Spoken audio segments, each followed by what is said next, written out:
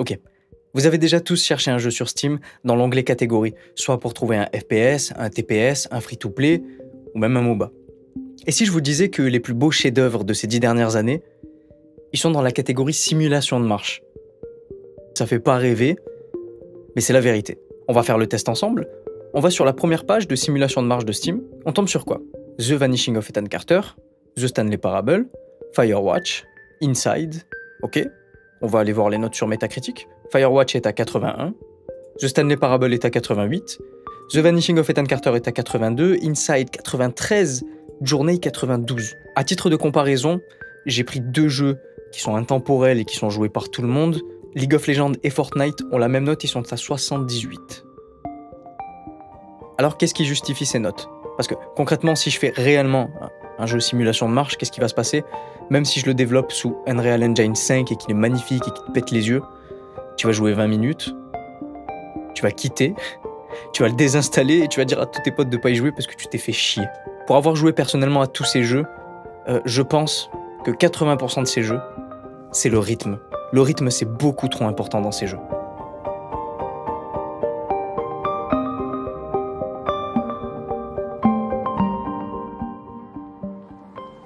Il faut bien comprendre que les mecs qui créent ces jeux, ils n'ont pas le droit à l'erreur.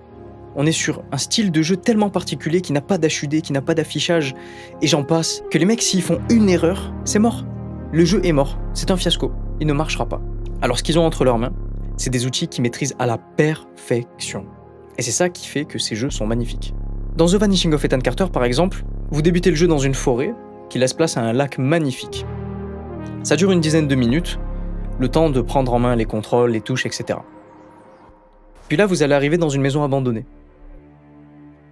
Il y a une ambiance très pesante qui commence à se poser, un son très deep, très profond qui arrive, terrifiant en fait. Et vous vous dites, ok, la prochaine porte que je vais passer, qu'est-ce qui va me tomber sur la gueule? Et puis, en fait, il va rien se passer de tout le jeu. Les développeurs viennent de faire des changements de rythme et viennent de faire en sorte que le jeu ne soit pas ennuyeux grâce au sound design. Dans The Stanley Parable, le narrateur va pas arrêter de vous dire qu'est-ce qu'il faut faire. This is the story of a man named Stanley. And he came to a set of two open doors. He entered the door on his left. Il y a deux portes et il va vous dire prenez la porte de gauche. Puis il y a deux types de joueurs, il y a ceux qui sont têtus et qui vont pas arrêter de contredire le narrateur durant tout le jeu et qui vont prendre la porte de droite et qui vont pas arrêter de le contredire. Et puis il y a les joueurs qui vont suivre le narrateur. Puis là, il y a de gros changements de rythme et le fait que tu ne t'ennuies pas sur The Stanley Parable, c'est grâce au game design et au level design. L'exemple le plus marquant pour moi, c'est Firewatch. Dans Firewatch, vous incarnez un garde forestier. Alors garde forestier, c'est pas le métier où tu croises le plus de monde. Les développeurs, ils l'ont bien compris, il y a un sentiment de solitude très profond qui se pose sur toi quand tu joues à Firewatch. Encore faut-il que tu aies un minimum d'empathie pour le personnage que tu joues. Ce sentiment de solitude, il va pas arrêter d'être coupé durant tout le jeu par un talkie-walkie et la voix d'une personne qui va vous parler, qui va vous raconter sa vie, etc., qui est une autre garde forestière pour le coup. Encore une fois, le rythme est coupé grâce au game design et au level design. I'm Delilah. Yeah, that's what the guy said on the phone. So what's wrong with you? Excuse me? People take this job to get away from something. So what's wrong? What's wrong with you? That's a great idea. Go ahead. Look, I just hiked for 2 days, so I don't really follow whatever it is you're doing right now. Un des éléments les plus importants aussi, un des points clés les plus importants de ce genre de jeu, c'est le souci du détail. Dans Everybody Gone to the Rapture, vous incarnez une personne qui arrive dans un village où tout le monde a disparu mystérieusement du jour au lendemain. Vous rentrez dans le village et à votre droite, il y a un bar. Vous rentrez dans ce bar, il y a un cendrier posé, avec une cigarette, à moitié entamée, encore en train de faire de la fumée. Ok, ça rentre inconsciemment dans ton cerveau, mais tu le sais pas. Tu ressors, tu te promènes, et sur un banc, tu croises un Walkman posé, comme si une personne était partie comme ça en vitesse et avait laissé ses affaires secondaires qui ne lui serviront pas. Tu continues à marcher, 10 minutes plus tard, tu tombes sur une discussion entre deux personnes. Dans ce jeu, les personnes sont illustrées par des êtres de lumière. Et dans cette discussion, tu apprends que le village a été contaminé. Il a été tellement contaminé, ça a été tellement dangereux, qu'on a pensé à bombarder la ville. Mais la ville n'est pas bombardée puisque tu es en train de te promener dans la ville. Il y a une rivière qui longe le village, et tu tombes sur ça.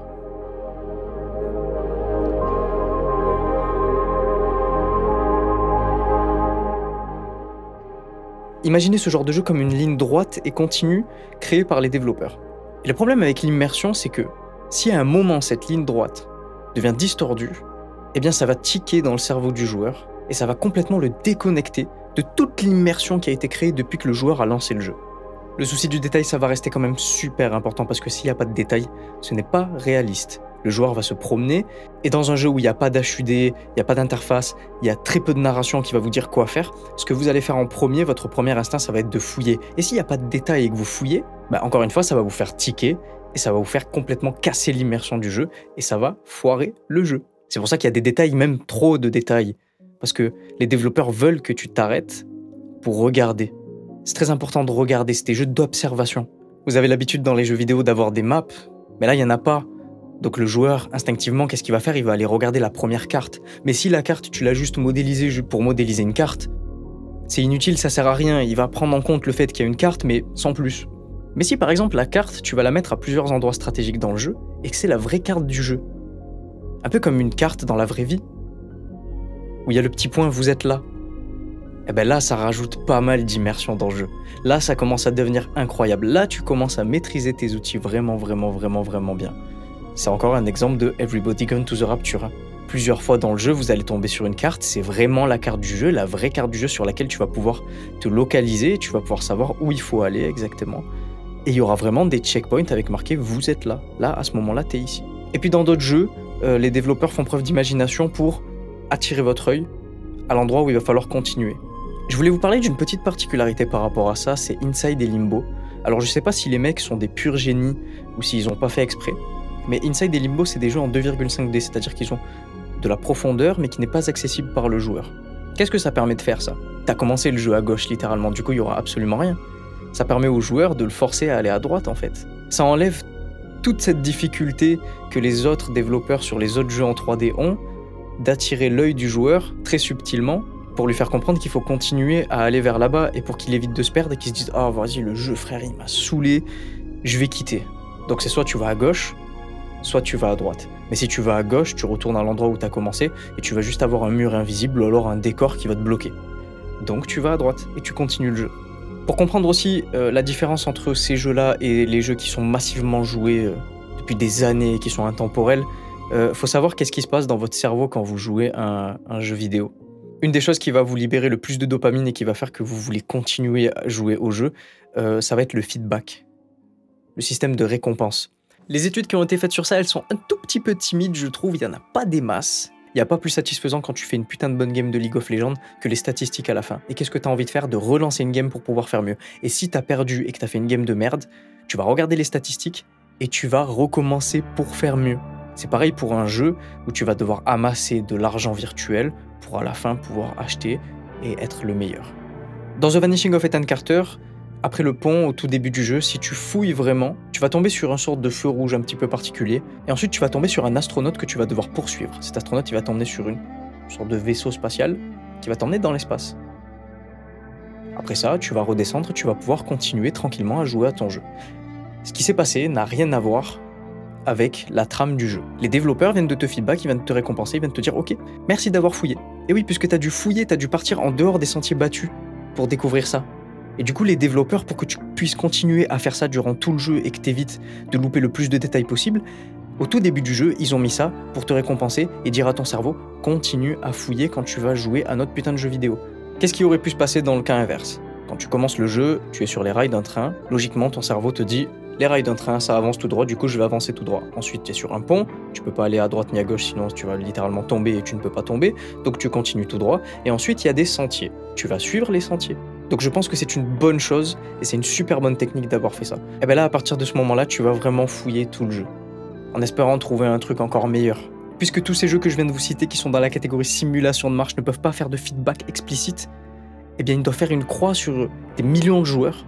Ils doivent faire une croix sur un potentiel plus gros succès aussi, à ne pas confondre le succès et la réussite. C'est pas parce que tu as réussi un jeu que ton jeu est bon réellement. Et par rapport à ça, dans le jeu vidéo, un des points qui va vous libérer le plus de dopamine, c'est l'immersion. Il y a deux types d'immersion, il y a l'immersion douce et il y a l'immersion dynamique à mes yeux.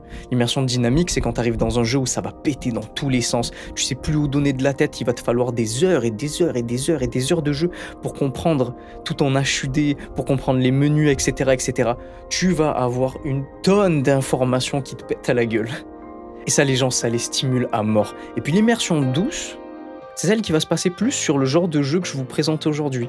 Ça prend plus de temps, il va falloir une implication un petit peu plus grande de la part du joueur. Il y en a qui quittent, il y en a qui continuent, il y en a qui laissent leur chance à ce genre de jeu. Et ça crée un petit sentiment de « Ah ben moi j'y étais, moi je suis resté ». C'est ça qui fait que ces jeux durent dans le temps et qui gardent une forme de... T'en oublies pas, tu les oublies pas ces jeux en fait.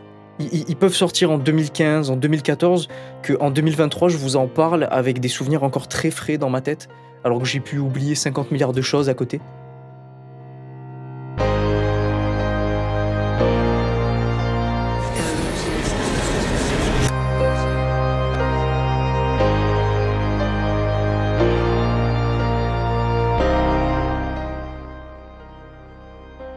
Alors au final, qu'est-ce qu'on en retient de ces jeux ?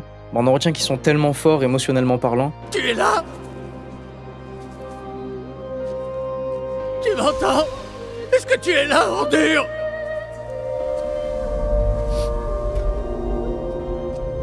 Tu les as tous eus? Hein? Tu les as tous eus? Qu'on a beaucoup d'empathie pour le joueur, on lui crée une vie antérieure, on lui crée même une vie future par rapport à ce qui se passe dans le jeu, par rapport à ce qu'on apprend sur le personnage qu'on joue. Ça développe notre imagination. Qu'est-ce que nous, on aurait ressenti à sa place? Qu'est-ce qu'on aurait fait à sa place aussi? Puis ça laisse quand même un gros sentiment de vide en fait, en général. Dans The Vanishing of Ethan Carter, les éléments se seront passés de manière irrévocable et malgré le nombre d'enquêtes résolues, on ne ramènera personne à la vie. Le passé reste dans le passé. Dans The Stanley Parable, on aura beau écouter ou pas le narrateur, on aura beau faire toutes les fins du jeu, rien ni personne ne nous expliquera pourquoi. Ce qui se passe, et surtout pourquoi nous. Dans Firewatch, la seule personne qui viendra couper notre sentiment profond de solitude, Delilah, on ne la retrouvera pas. Elle ne sera pas là à sa tour d'observation, à la fin du jeu. You're not coming back? No. And you'll have to... I don't know. On viendra même à se demander si elle existe. Et au final, qu'est-ce qu'on retient de ces jeux? On souffre, on se sent lourd, on se sent oppressé, et tout ce qu'on souhaite, c'est que quelqu'un nous prenne par la main à la fin du jeu et nous dise « Rentrons à la maison ».